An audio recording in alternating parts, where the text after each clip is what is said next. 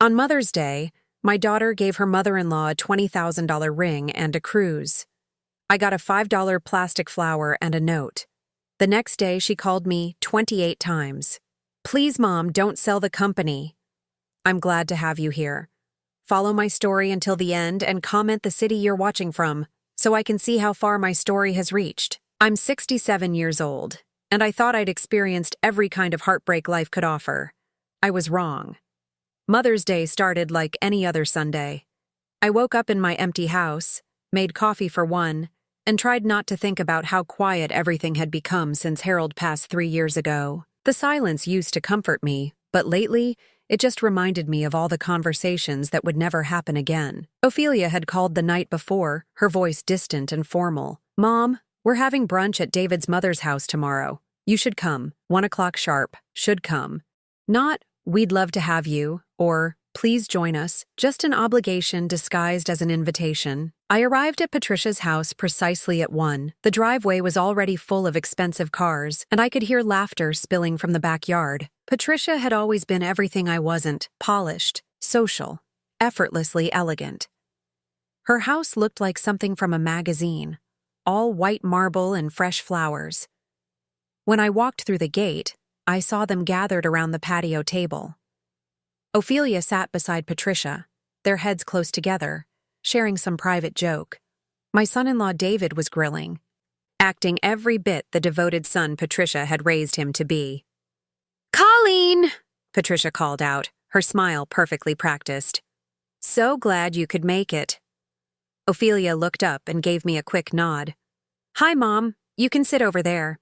She gestured to an empty chair at the far end of the table, away from the main conversation. I sat down quietly, watching as everyone chatted about things I wasn't part of. David's sister was there with her children, Patricia's bridge club friends, even the neighbors. Everyone seemed to belong except me. Then came the gift exchange. "Oh, Patricia, we have something special for you," Ophelia announced, standing up with an excitement I hadn't seen from her in years.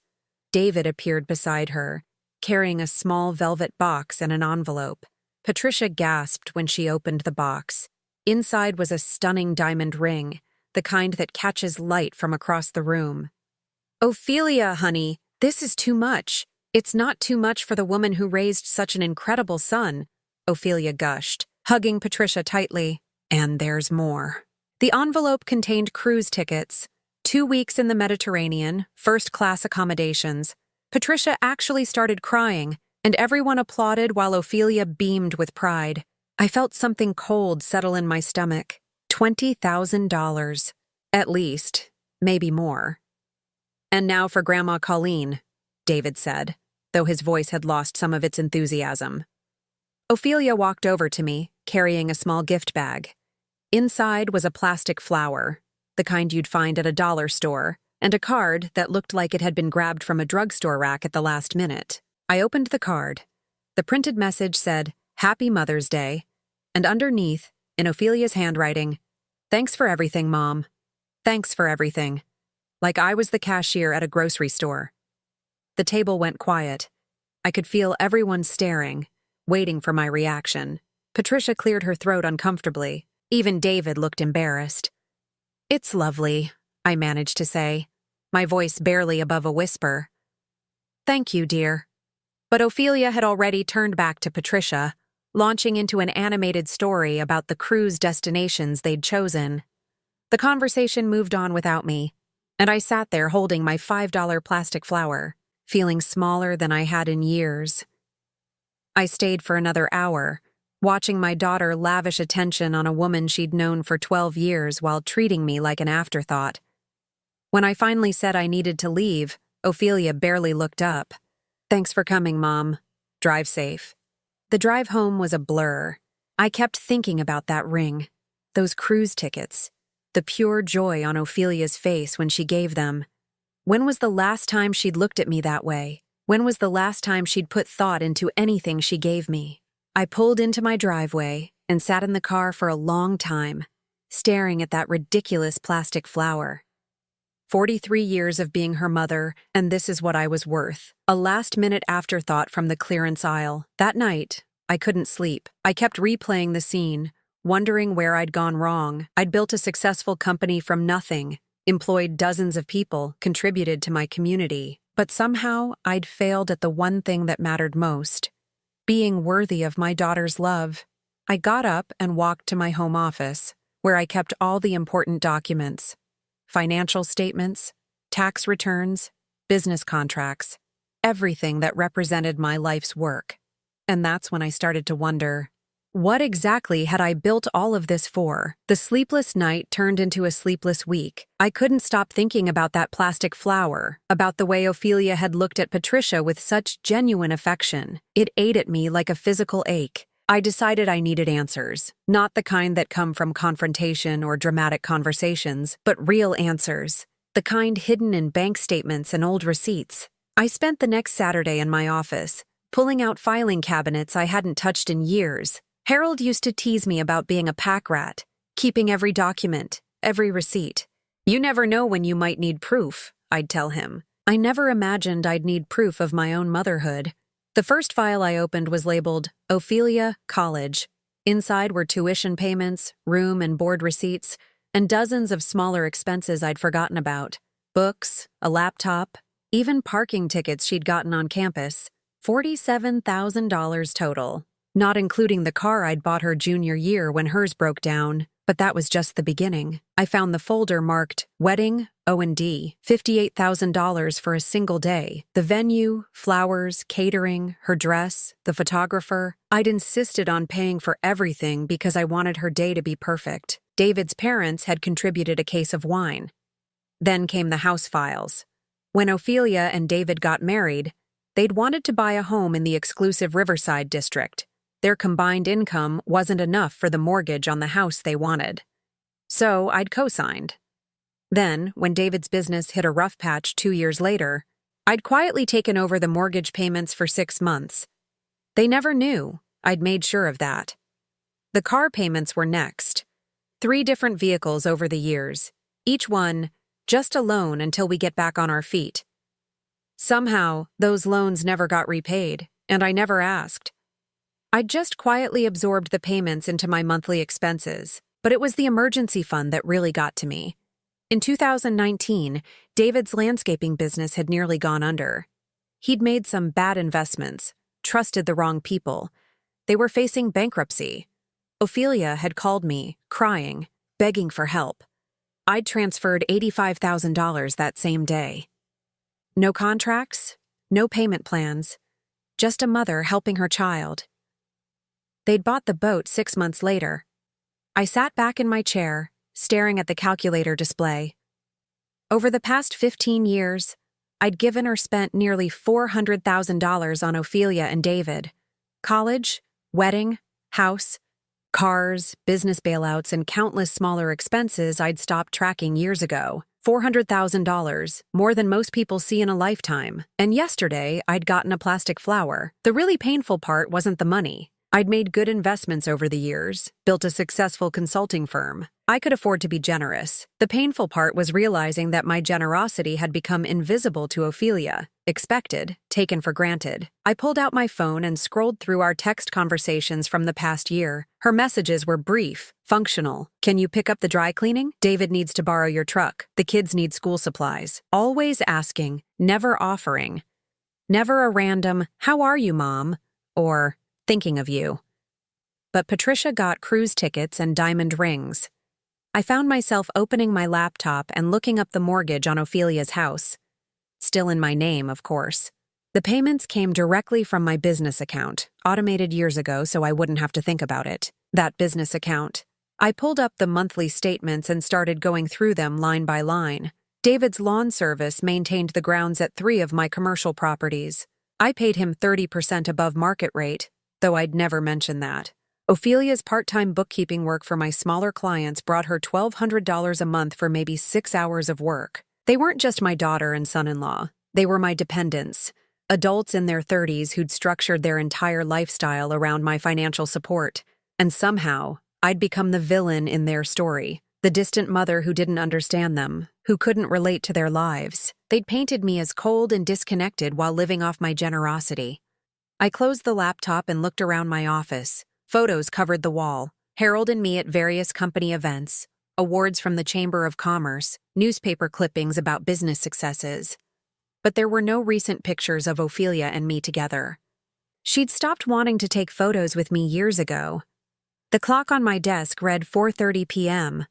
I'd been going through documents for 8 hours and the picture was painfully clear.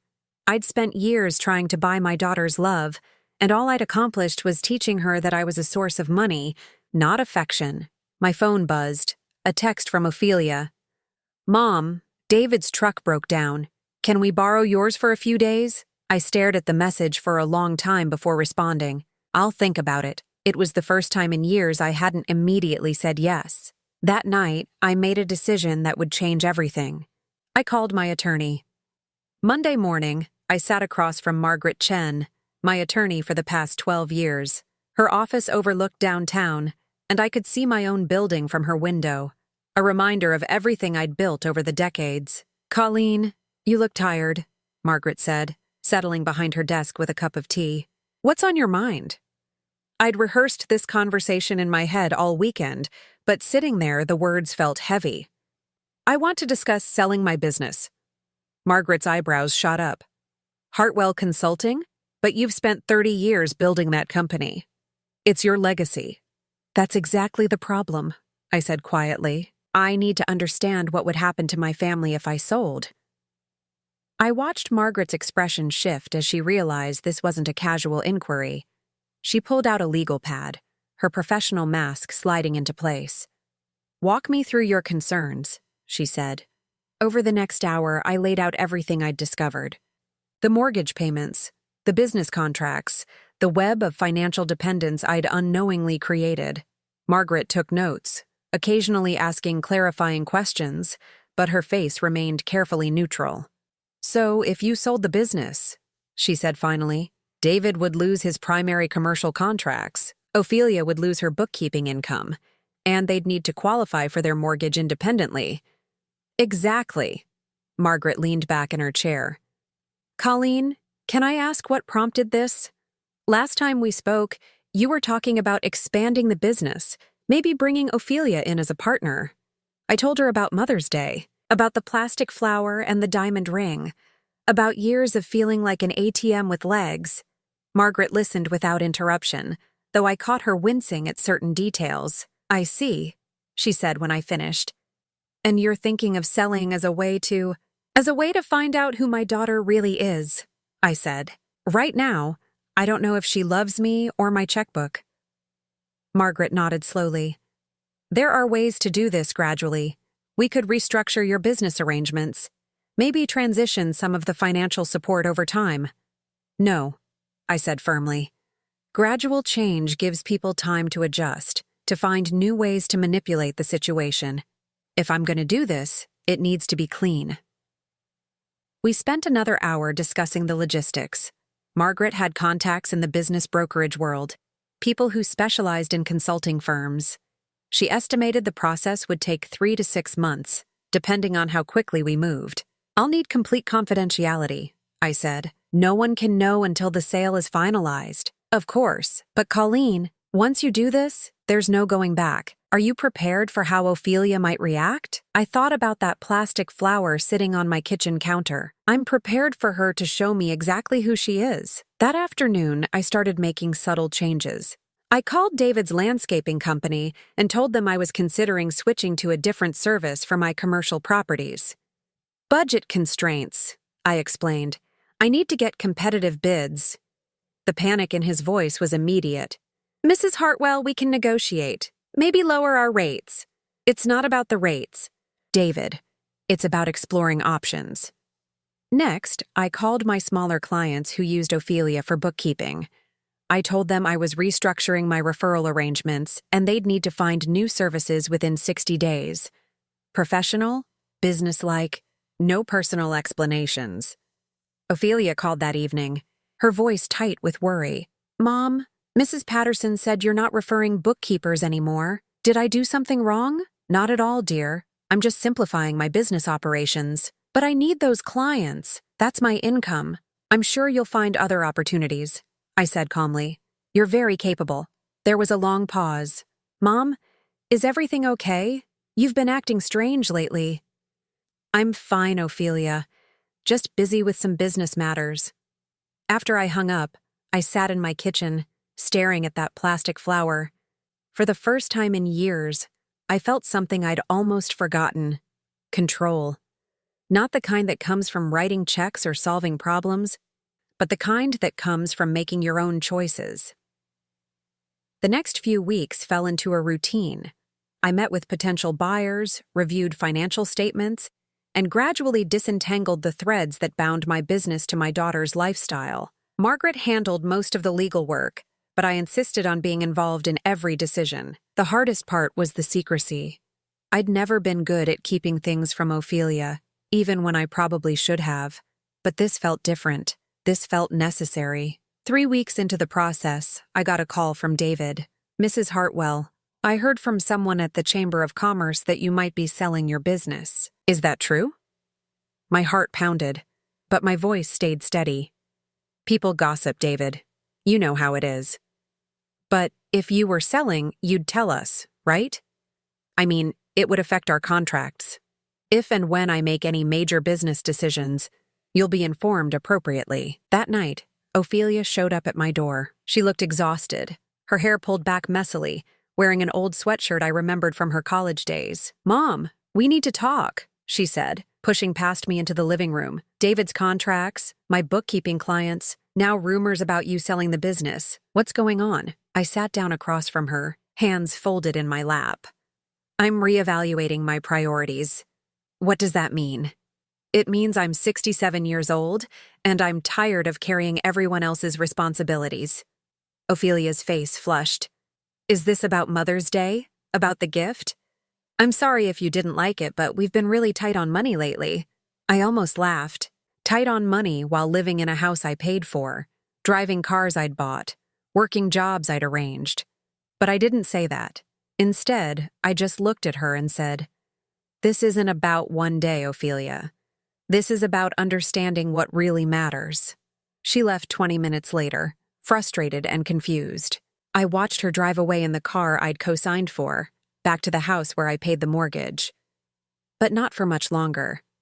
The call came on a Tuesday morning while I was reviewing the final purchase agreement.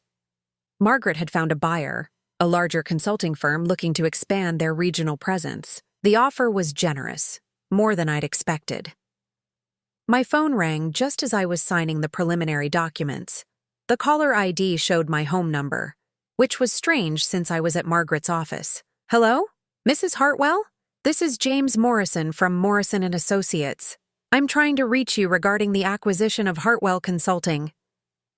My blood went cold. "I'm sorry, who is this?" "James Morrison. My firm is handling the due diligence for the purchase. I may have dialed the wrong number. I was trying to reach your office. You called my home number." "Oh, I apologize. Someone answered and said they were your assistant. They gave me permission to discuss the details of the sale." I closed my eyes. Only one person had a key to my house. Only one person would answer my phone and pretend to have authority they didn't possess. "Thank you for calling, Mr. Morrison. Please direct all future communications through my attorney, Margaret Chen." I hung up and immediately called my house. It rang 4 times before Ophelia answered. "Mom's house, this is Ophelia. What are you doing in my house?" There was a pause. Then her voice changed completely. "Mom, I thought you were at some meeting. I just came by to water your plants. I don't have plants that need watering." Another pause, longer this time. "Okay, fine. I was looking for something. David said you might have some old tax documents he needs." "And you answered my phone because—" It kept ringing. I thought it might be important. I could hear the lies crumbling in her voice. "Ophelia, I'm coming home. We need to talk." The drive from Margaret's office to my house took 15 minutes, but it felt like hours. I kept replaying that phone call, the way Ophelia had pretended to be my assistant, authorized to discuss confidential business matters. The audacity of it was breathtaking. When I pulled into my driveway, Ophelia's car was still there. I found her in my home office, sitting at my desk with papers scattered around her. She looked up when I walked in, her face a mixture of defiance and guilt. "Find what you were looking for?" I asked. She gestured to the documents. "Mom, what is this? You're really selling the company?" I walked over and started gathering the papers. Purchase agreements, financial statements, confidentiality documents, everything she shouldn't have seen. These are private business matters. Private?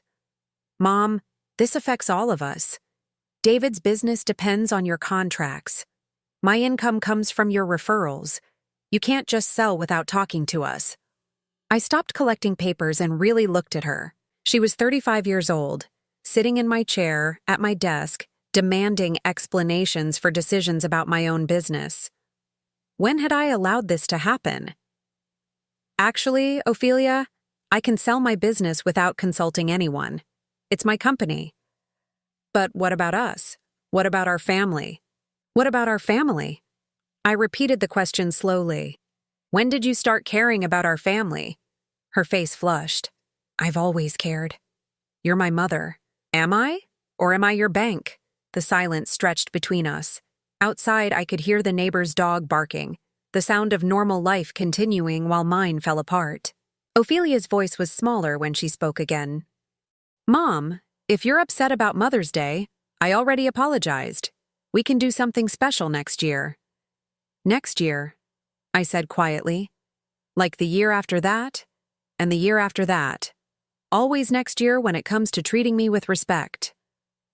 I sat down in the chair across from my own desk, looking at my daughter as if seeing her clearly for the first time. Do you know how much money I've given you and David over the years? She shifted uncomfortably. We never asked you to keep track. $400,000. Not including the mortgage I'm still paying on your house, or the business contracts I've arranged for David, or the referrals that provide your income. Ophelia's mouth opened, then closed. She clearly hadn't expected me to have actual numbers. I'm not telling you this to make you feel guilty, I continued. I'm telling you this because I need you to understand something. I've been subsidizing your entire adult life, and somehow, along the way, you stopped seeing me as your mother and started seeing me as a resource. That's not true, isn't it? When was the last time you called me just to talk? When was the last time you asked how I was doing, how I was handling your father's death, whether I was lonely in this big empty house? Her face crumpled slightly. Mom, when Patricia got a $20,000 ring and a cruise and I got a plastic flower, it wasn't about the money. It was about the thought, the care, the consideration. You spent more time picking out Patricia's gift than you did thinking about mine. Tears started rolling down her cheeks. But I couldn't stop. The words had been building up for years. You treat Patricia like family because she doesn't give you anything. You have to earn her affection. But me? I'm just expected to provide, to support, to enable your lifestyle without question. I love you, Mom, she whispered. Do you? Or do you love what I can do for you? She couldn't answer that question. We both knew why. My phone rang, breaking the heavy silence. The caller ID showed David's name. Don't answer it, Ophelia said quickly. I picked up the phone. Hello, David. Mrs. Hartwell. Ophelia told me about the business sale. We need to talk about this as a family. This decision affects all of us. Actually, David, it doesn't. It affects me. It's my business to sell. But our contracts, our livelihood. Your livelihood has been my responsibility for too long. It's time for you both to take care of yourselves. I hung up and looked at Ophelia, who was staring at me like she'd never seen me before. Mom, you can't be serious about this. I've never been more serious about anything in my life. That's when she started to panic. The next morning, my phone started ringing at 6:47 a.m. Ophelia's name flashed on the screen. I let it go to voicemail. It rang again immediately. And again. By the time I finished my coffee, she'd called 12 times. I finally answered on the 13th call. Mom, please, we need to talk about this. We talked yesterday, Ophelia. I think I was quite clear. You can't just destroy our lives because you're upset about a Mother's Day gift. I set down my coffee cup, feeling that familiar anger rising. This has nothing to do with one gift, and you know it. Then what? What do you want from me? I want you to understand that I'm not your personal ATM. I want you to see me as a person, not a source of funding. I do see you as a person. You're my mother. When was the last time you treated me like one? Silence. Then, Mom, if you sell the business, we'll lose everything. The house, David's contracts, my clients. We'll have to start over. Yes, you will. And maybe that's exactly what you need. She hung up on me. 20 minutes later, she called back. Then again. Then again. I stopped counting after the 15th call. Each voicemail was a variation of the same theme. Pleading, bargaining, threatening, manipulating. She cycled through every tactic she'd learned over the years. Mom, please call me back. We can work this out. Mom, David's having chest pains from the stress. Do you want to put him in the hospital? Mom, I'm sorry about the flour. I'll make it up to you. Just please don't sell the company. Mom, everyone's going to think you're being vindictive and cruel. Is that really how you want people to remember you? By noon, she'd called 28 times. I knew because I'd started keeping count, each call a testament to her desperation. She was finally understanding what I'd been trying to tell her, that her entire life was built on my generosity, and I was tired of being taken for granted. The doorbell rang at 2:30 p.m.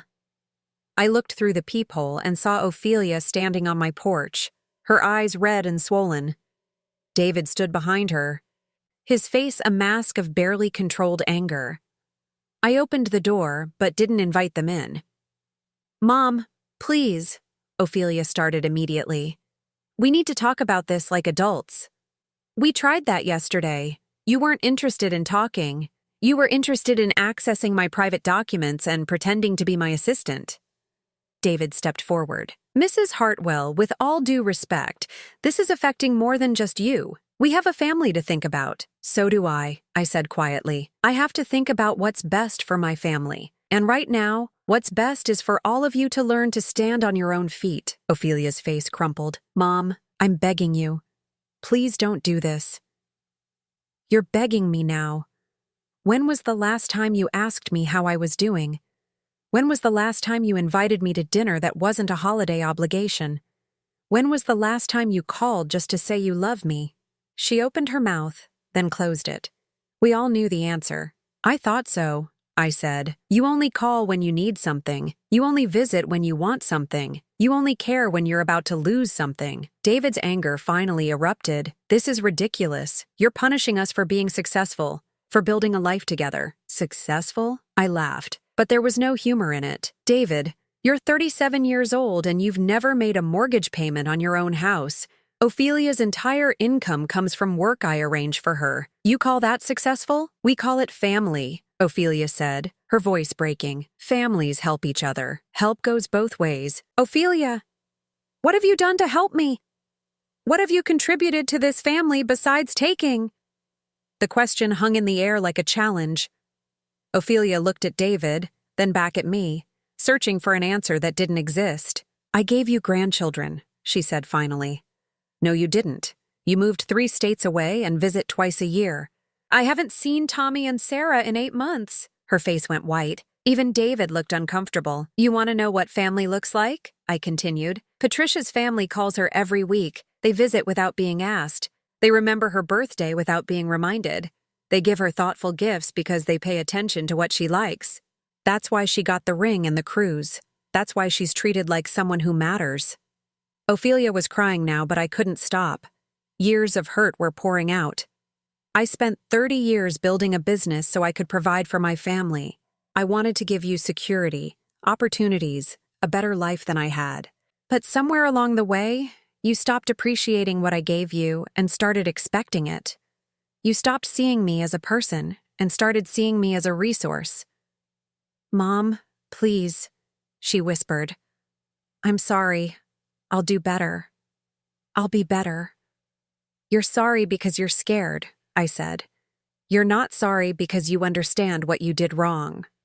David grabbed Ophelia's arm. Come on, we're wasting our time here. She's made up her mind, but Ophelia pulled away from him. No, wait. She looked at me with something I hadn't seen in years, genuine vulnerability. Mom, what do you want from me? Tell me what I need to do to fix this. I looked at my daughter, really looked at her. 35 years old, crying on my doorstep, finally asking the right question, but it was too late. "I want you to figure out who you are without my money," I said. "I want you to learn to value relationships that aren't transactional. I want you to understand that love isn't about what someone can give you. And then what? If I do all that, will you change your mind?"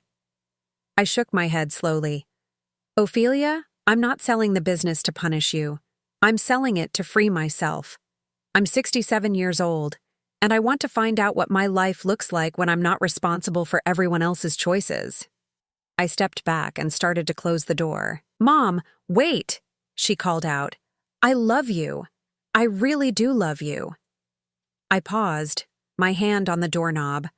"I love you too, Ophelia. That's why I'm doing this." Then I closed the door and listened to her cry on my porch for the next 10 minutes before they finally drove away. The sale would be final in 2 weeks. 3 months after the sale closed, I was sitting on the porch of my new cottage, watching the sunset paint the lake in shades of gold and pink. The house was smaller than what I'd left behind, but it was mine in a way the old house never had been. No memories of failed expectations.